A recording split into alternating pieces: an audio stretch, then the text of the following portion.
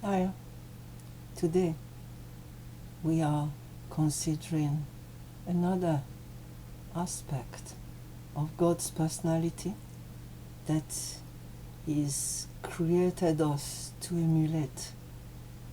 As He does, we do. As He thinks, we think. As He speaks, we speak. That is the plan of God for us. And we want to look at God as a father, but also as a motherly figure.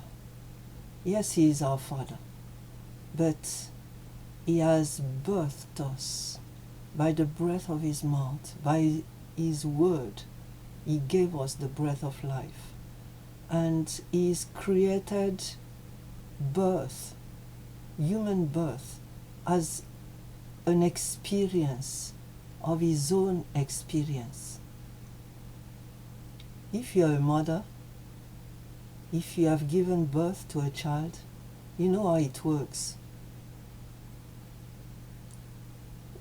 You know you are pregnant. You are becoming more and more and more conscious that another life is growing inside you. You are feeding that life. You are talking to that child. You are caressing him or her. You are welcoming that new birth that is yet to come in your heart. That child hears your voice. That child feels your touch. That child shares your life. You're waking up and you're lying down. You're walking about. Everything is feeding the life of that child. Not only physically, but mentally, spiritually. But you know that at a point, that child has to be born and breathe on his or her own. And so there is the birth experience, the birthing experience, where you feel gradual tension in your tummy, and it grows and grows and grows, becomes stronger, quicker. There is absolutely nothing you can do about it. It has to happen. But you are the willing vessel. You are the willing mother. And eventually that child comes out. You just give it a little push and the child is out.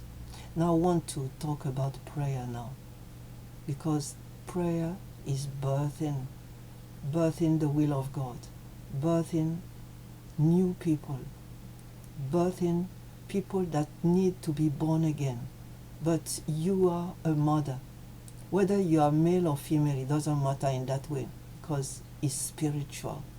That birth is spiritual. And what you notice is more women are intercessors, and the reason is that they have that experience of birthing, and it helps them to enter God's will and understand it. There's a unique experience I made in the late 80s. I was in Nigeria. I'd already got 5 children, and I knew about prayer, obviously, for a long time, but that particular day, I had a very special experience. We were together in the church premises, and there was a building, and the pastor had his room, and my mentor, that was the leader of the team, had his room. And he was in his room with another person. And I knocked, they didn't answer, so I pushed the door gently, and they were praying. They were on their knees praying, the 2 of them, and I knelt down to join in whatever prayer they were saying. The matter was not the subject of the prayer, but that there was an atmosphere of prayer, an atmosphere of the presence of God in that room. And I just wanted to enter that Holy of Holies. And after kneeling down and praying for a while, I started feeling birth pangs. it was strong. It was exactly as if I was giving birth, but it took a long time, just like my natural birth took a long time. Usually the birth pangs started around 12 midnight in the physical, and the children were born in the morning, or that kind of thing. It lasted for half a day. That experience was also very long, and gradually the pangs became stronger, and I couldn't stand it. It was so much, and I kept praying. I didn't know what was going on, but I was praying, grabbing the bed sheet. It was so hard. I still remember it. Eventually I couldn't endure it kneeling down, so I lay down on the bed that was there, and the sister was holding my hand, and I kept praying, and it became so unbearable. Eventually, after such that looked like eternity, there was a release. No more pain in my tummy, no more tension. And then I saw a picture of several people, but one in particular, but it was blurred. I didn't know who it was. And God said, "You have just given birth to one of my new children." I will never forget that experience. And it took a long time for me to find that written in the Word of God. In the letter of Paul to the Galatians, chapter 4, verse 19, where he wrote, "My dear children," he was talking to the churches in Galatia.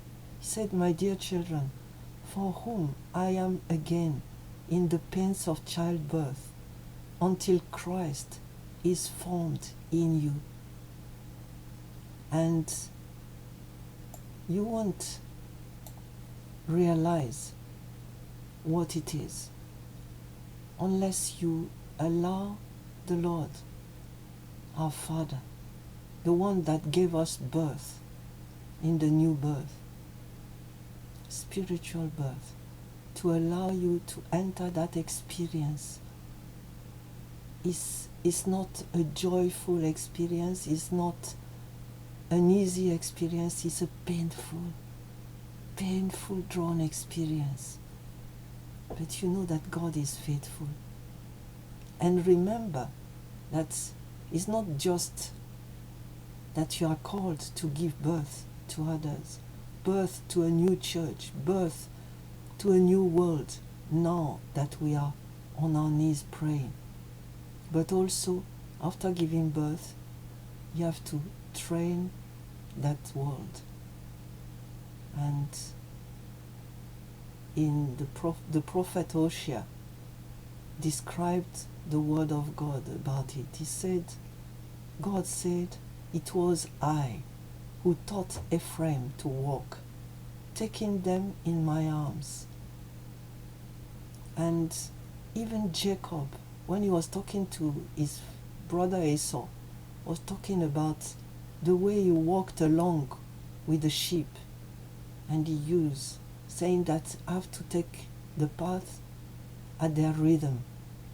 Some of the ewes are pregnant, and I have to allow them, and then the little ones are there walking slowly.